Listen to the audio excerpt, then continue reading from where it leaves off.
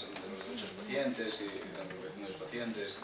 Entonces, yo creo que es algo que nos interesa mucho. Posteriormente tendremos la visión de Alberto Marcos, que está ahí al fondo presente, y también está colaborando, lleva los servicios jurídicos de la Federación de Afectados por Enfermedades. Luego nos lo cuentas tú mejor. Perdona un momento. Sí. No sé dónde tengo la carpeta. No sé, no lo veo. Ah, grabado. Ese es seguro, que no lo veo. Seguro 17. Ese. A ver, ahora sí. Qué bueno, dos ojos más.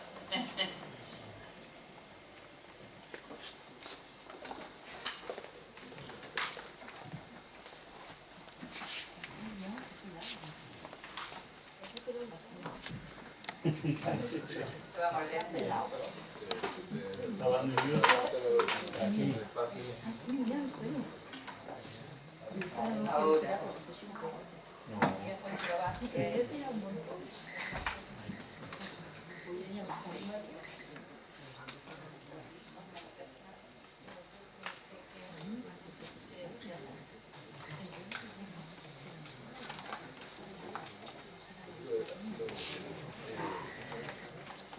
bueno, pues ya me ha presentado efectivamente Concha Sierra, y lo primero es que quiero darle las gracias a Ela de nuevo por haberme invitado y permitirme volver a compartir con todos vosotros estas jornadas que para mí son muy importantes. A mí me han encargado un tema terrible cuando me dijeron derechos de los enfermos, y dije yo, Dios mío, si yo lo único que sé es medicina.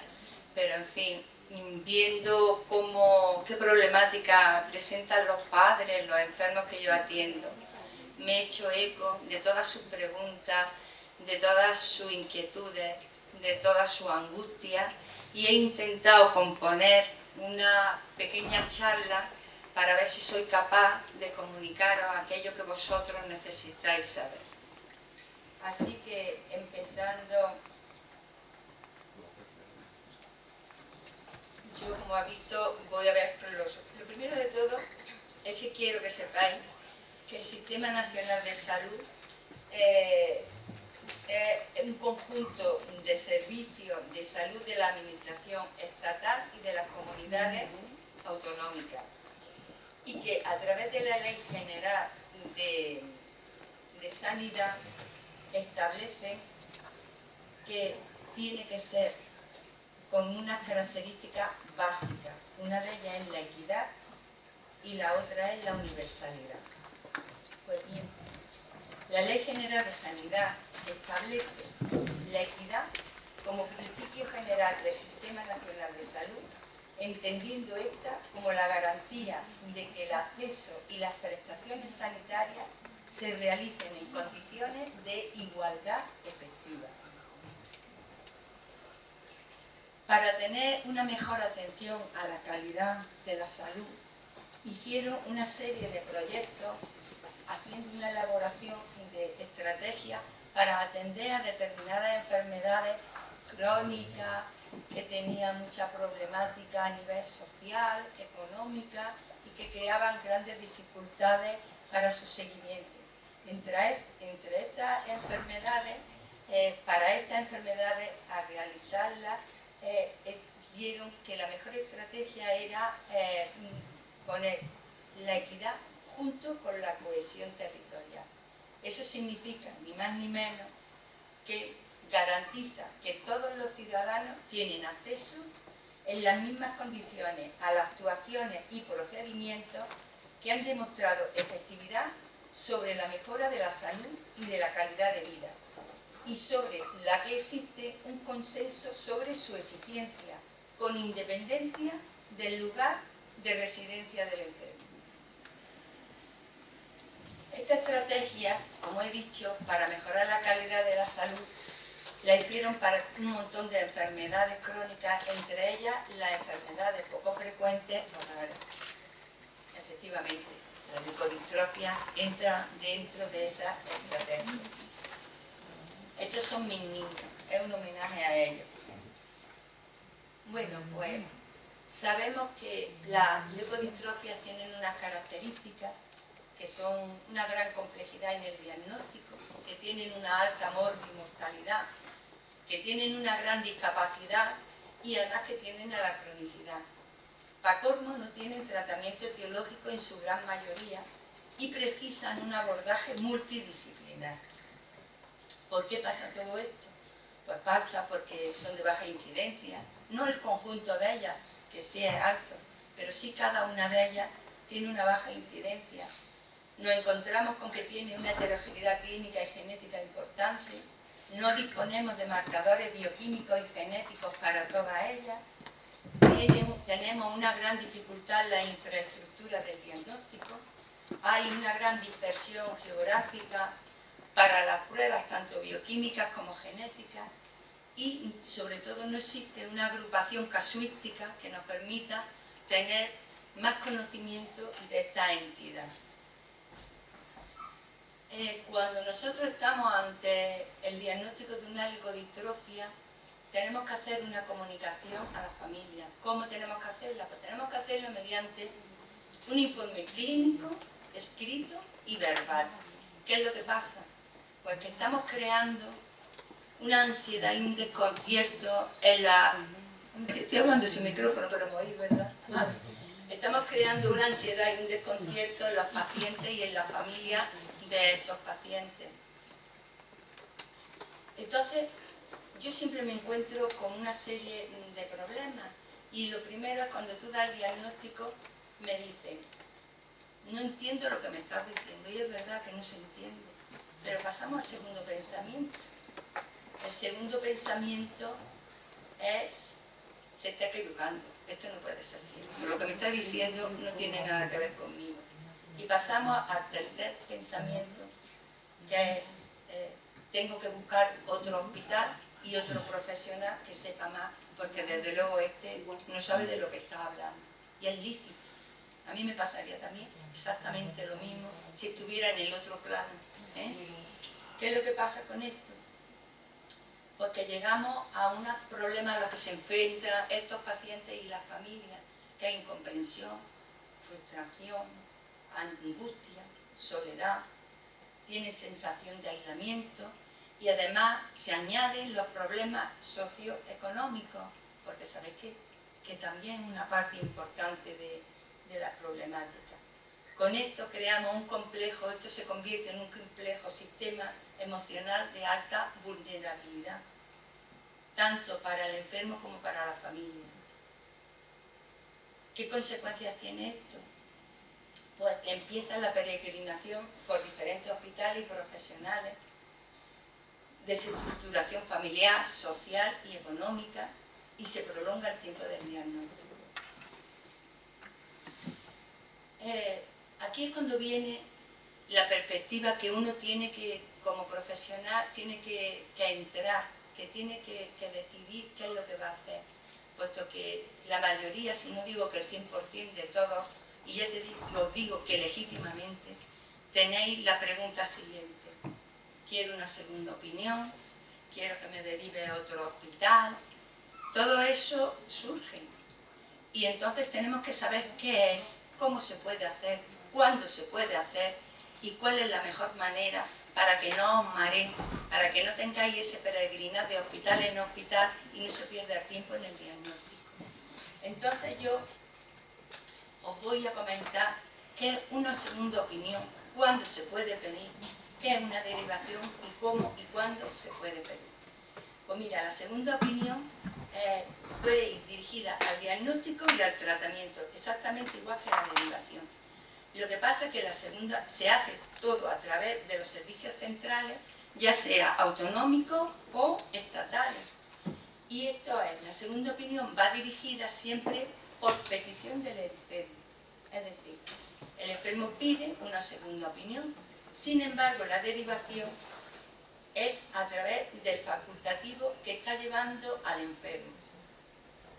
Para expresaros mejor, vamos a revisar punto por punto. Como he dicho, tiene que ser, la segunda opinión tiene que ser pedida por el enfermo o familiar, representante del legal si es un menor. tenemos que tener un diagnóstico ya hecho, un diagnóstico, puede ser acertado o no acertado, pero tenemos que tener un diagnóstico. Y ese diagnóstico que tenemos de presentación no tiene que tener en ese momento un tratamiento urgente. Y el segundo punto es que esto se manda a un comité de expertos o a un experto en la materia con los datos y los registros de la historia clínica. No se manda al paciente, solo se mandan los datos escritos de la historia clínica.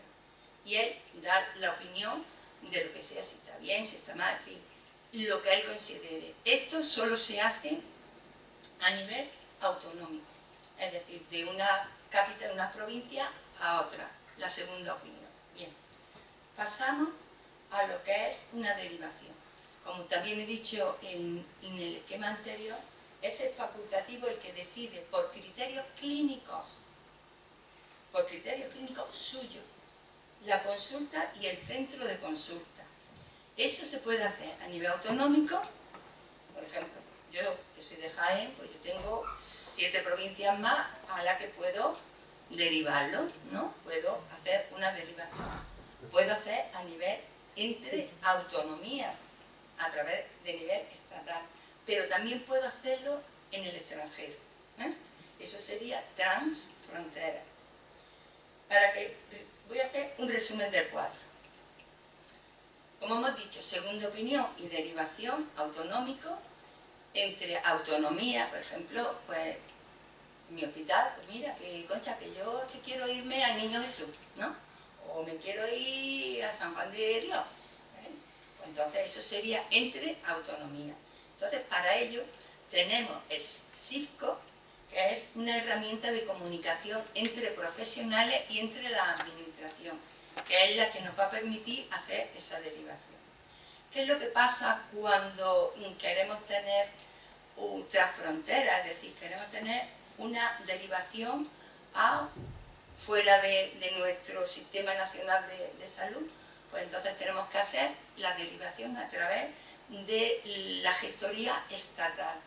Todo esto recae sobre el profesional que está a cargo del paciente. Pero para completar esto os voy a comentar la siguiente diapositiva. Mirad,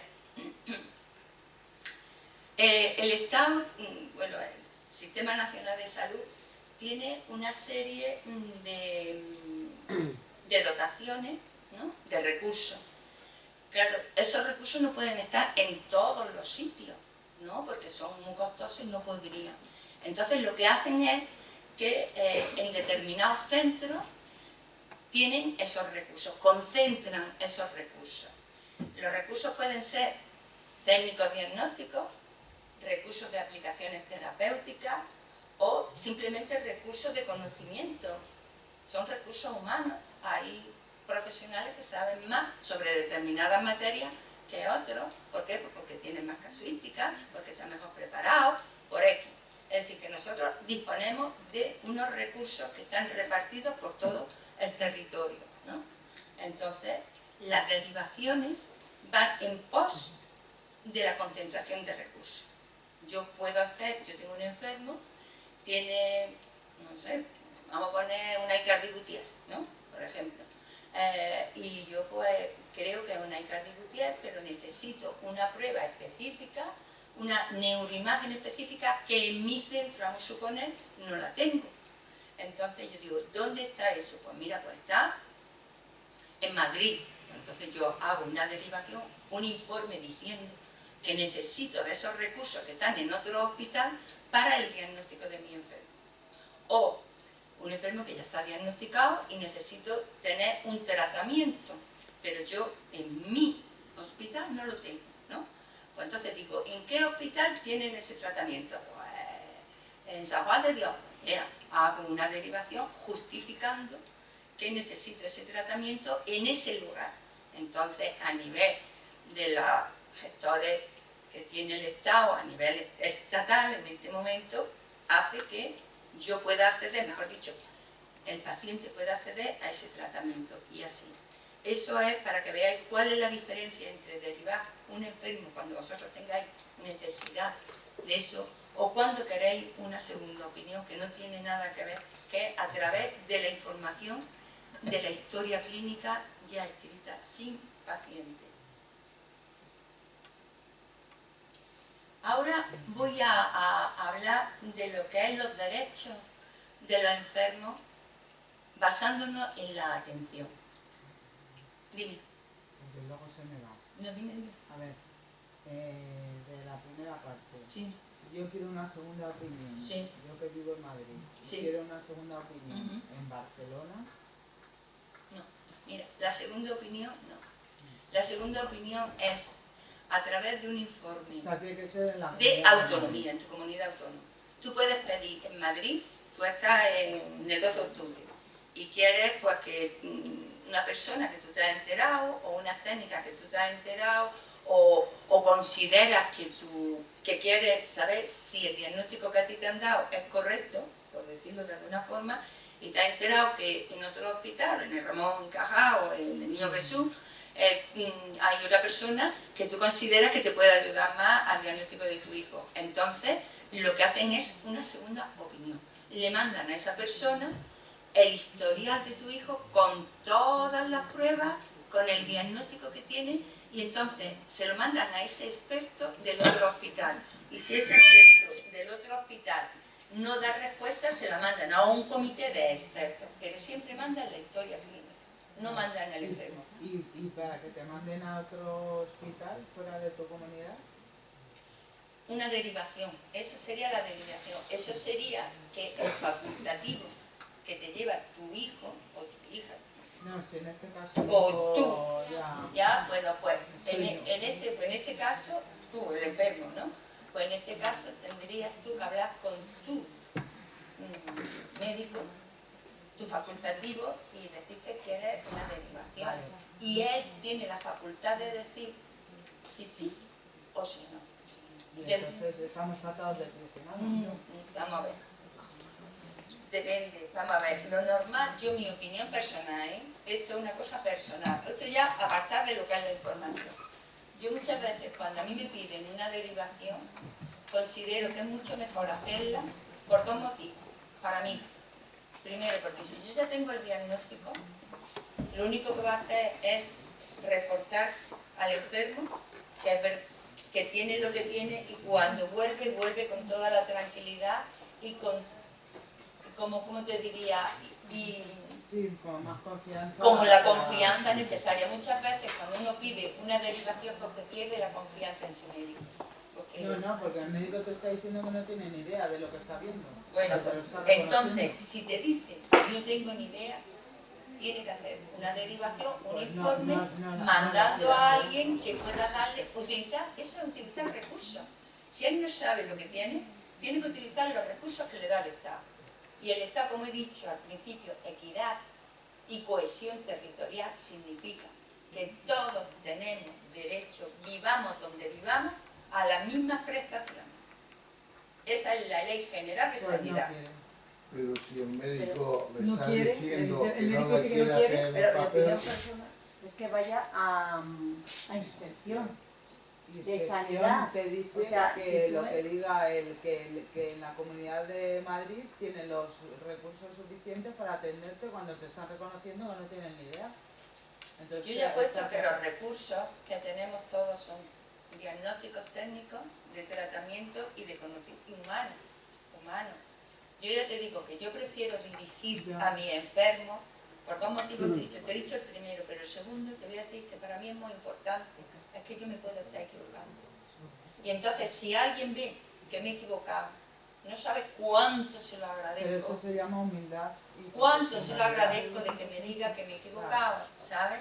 Entonces, yo en el mundo, en el ámbito que me manejo, la inmensa mayoría son como yo te estoy hablando, ¿sabes? Es decir, que coincidimos con este tipo de actitud ante las patologías que nos encontramos.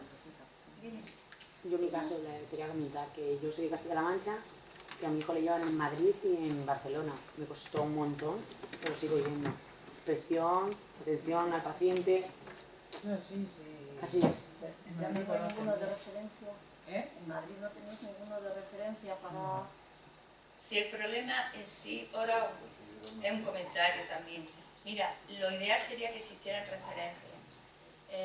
Una de las complicaciones y dificultades que tenemos en la leucodistrofia es que no hay, cada uno lleva lo suyo. Lo bueno es conocernos todos, es juntarnos todos en los congresos, en las reuniones, donde podemos poner puntos en común.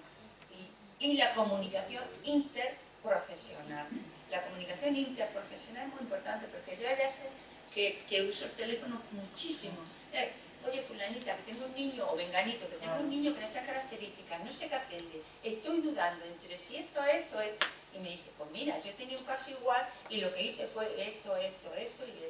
¿Sabes lo que te digo? Existen muchas herramientas, tenemos muchas herramientas para poder llegar al diagnóstico. Desafortunadamente, no siempre llegamos a todo. Y no sabéis lo que duele. No sabéis lo que duele no llegar al diagnóstico. A ver. ¿Más preguntas sobre esta parte? Dime. El mío está recibiendo neurofisioterapia y le está funcionando, y está con el aceite. Pero claro, él está mendigando una fisioterapia porque él está con paciente esclerosis. Su caso está pendiente de publicarse ahí en Sevilla. Pero claro, ¿Ya lo tiene tu niño? 27. No, ¿Cómo? el tiene adreno. adreno le dicho. Sí. Entonces, él empezó de chico, pero mira, lleva con el aceite casi 5 años y con fisio 4 y pico. Claro, está funcionando, pero él no pertenece a la unidad que se la está dando, porque él está yendo con pacientes de esclerosis. Empezó 5 días a la semana, yendo 5 horas diarias, y ahora está 2 horas una vez en semana. Aparte todo lo que hacemos en casa, y gracias a Dios está mejorando, porque está volviendo a caminar. Pero claro, ¿dónde tenemos que ir para que él pueda recibir como tratamiento su neurofisioterapia? Mira, es que Él no tiene en el informe ese es médico. otro tema. No existen unidades, y en ello estamos los profesionales luchando para que las creen.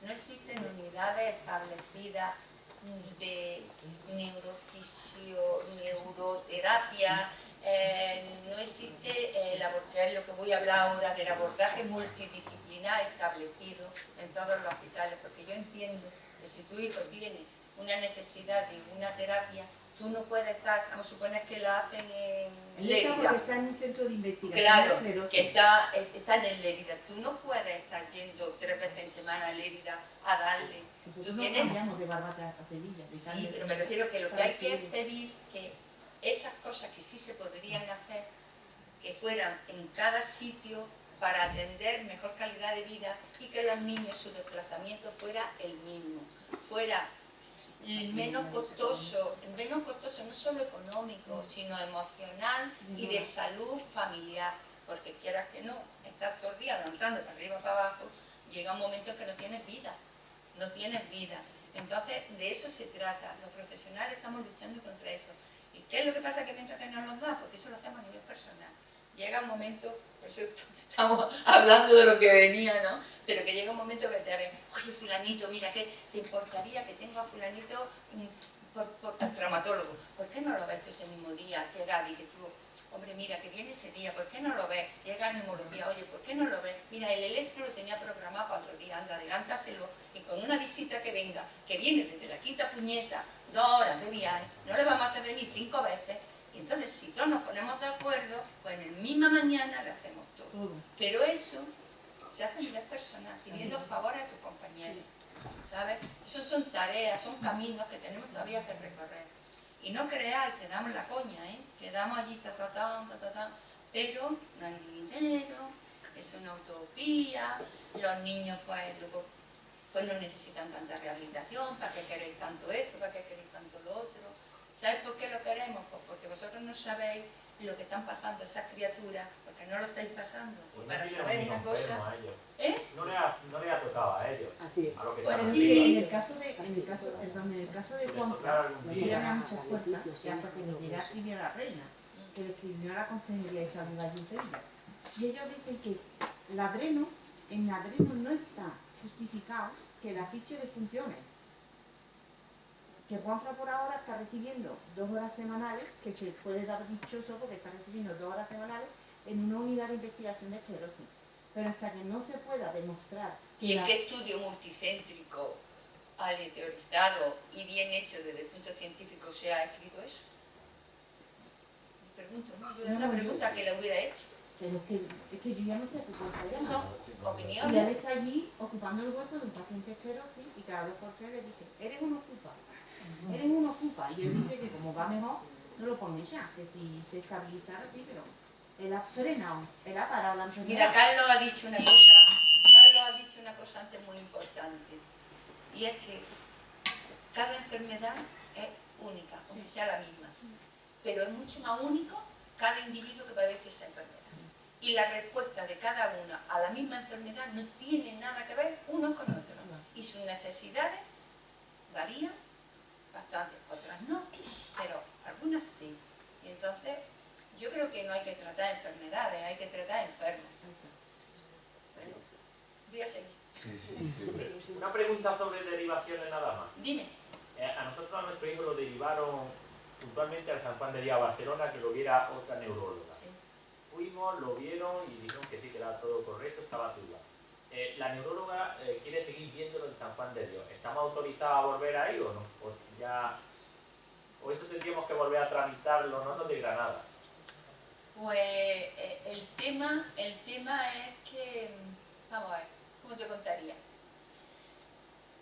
Depende de la administración. Que hay que llevarlo, Ellos, ¿no? ¿saben? Mira, esto es problema económico. Cada vez que tú haces una derivación, existe un pago de por medio. Tienes que pagar, a coquinar. Entonces, es verdad que una derivación está, ya te estoy diciendo, que si es para una terapéutica, un tratamiento terapéutico, no tienes ni que pedir más permiso, tienes tu derivación. Si es para un diagnóstico, en el momento que te dan el diagnóstico, se acaba el tema. Si es para una prueba que tú en tu sitio no estás, no la tienes, pues también. Pero para que te siga viendo algo que sí está en tu lugar de origen, no está contemplado. Y si hay más medios para seguir viéndolo allí que donde está. Ahora mismo es en medio del pataleo y que la administración se aburra y que te lo conceda. Te estoy diciendo sinceramente lo que es. Que tú pataleas y la administración, como no quiere pataleo, pues te lo concede. Y eso no lo digáis por ahí que lo he dicho. No, Creo que es así, es una verdad como vamos. Me van a echar por vieja, pero Es no. igual. ¿Sabes? Es decir, Puedo hacer, no quiero interrumpir mucho, pero como estaba diciendo la chica lo de la derivación y estaba comentándolo, y María Luisa, como estaba en Albacete, y bueno, la primera neuróloga que la veía se fue.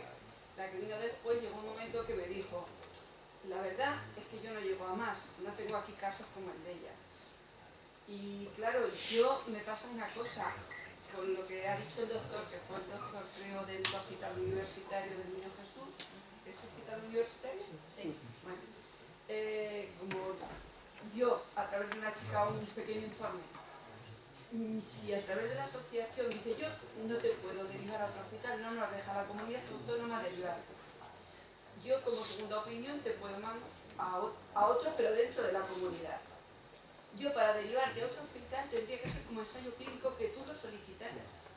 Pero claro, como ensayo clínico, ¿qué solicito yo si no tengo un diagnóstico? Pero no tenemos... Mira, puedo estar equivocada, o puede que a lo mejor no haya leído todo lo que tenía que leer antes de preparar esta charla. Pero mi asesoramiento además, porque he sido asesorado por parte de la administración, porque antes de venir, además de lo que yo he leído, quería asesorarme por la administración, es decir, por el estamento que hace todas estas cosas. Y a mí lo que me han dicho es que tú puedes tener la derivación a donde quieras, porque ya te he dicho, cohesión territorial significa ir a cualquier sitio de España, vida donde quieras, pero actualmente tienes que necesitar el diagnóstico, el tratamiento o unas técnicas de investigación que no tengan el sitio donde tú estés localizada. Yo pregunto, si por ejemplo, como el señor aquel que dice que quiere ir a San Juan de Dios, si la doctora de San Juan de Dios le hace un informe conforme me quiere visitar, no puede... Ella puede hacer el informe, pero quien tiene que pedirlo es el médico. De cabecera. No. El especialista, vamos a ver, facultativo, yo voy a hablar de facultativo. Facultativo que esté encargado de la enfermedad de... Vale, muy bien, pero si la doctora esta de San Juan de Dios le envía una carta al doctor de... Eso ya es una cosa que el facultativo decidirá o no hacer. O sea, estamos en manos de Tu facultativo. todos. Estamos en manos todos de De todos. todos. Todos de todos, ¿sabes? Pero que